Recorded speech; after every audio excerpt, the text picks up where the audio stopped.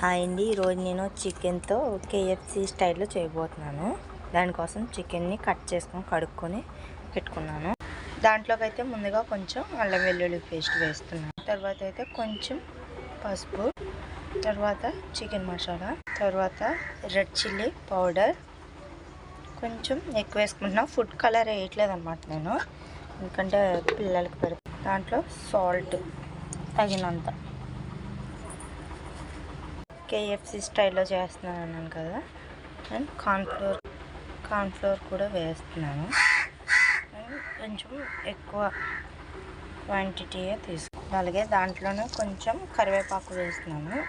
మాకంటే దొరకదు కాబట్టి ఫ్రిడ్జ్లో స్టోర్ చేసుకున్నాను మేము వేసుకుంటాం. ఇప్పుడు ఫుల్గా మొత్తం కలిపేద్దాం, మిక్స్ చేద్దాం.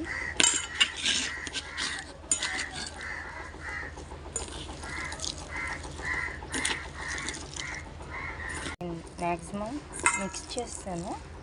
మాకు క్వాంటిటీ తక్కువ కాబట్టి చాలా చిన్న ముక్క తీసుకున్నాను అన్నమాట.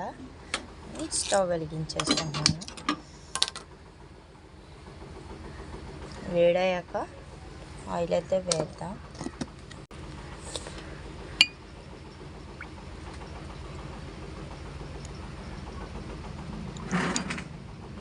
అలా ఒక డీప్ ఫ్రైకి సరిపడినంత ఆయిల్ అయితే వేసుకున్నాను నేను.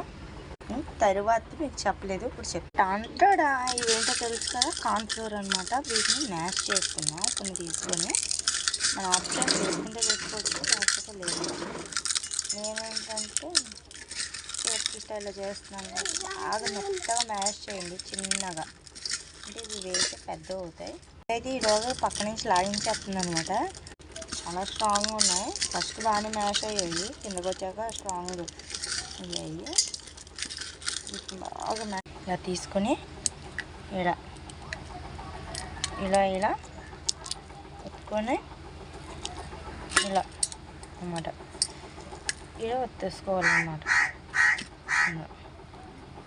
గట్టిగా తీసుకెళ్ళి ఆయిల్లో అలా వేసాయి. అలా మొత్తం వేసేసుకుంటాం. అండ్ ఇలా అయితే ఫుల్గా వేసేసాను మొత్తం పకోడీలాగా. ఇలాగా ఫ్రై చేసేసి మంచిగా ఇలా అయితే బ్రౌనిష్ కలర్లోకి వచ్చేసాక తీసేద్దాం. వీటిని తీసేసి సర్వింగ్ బౌల్లో పైనుంచి అయితే కొంచెం చికెన్ మసాలా వేసాను.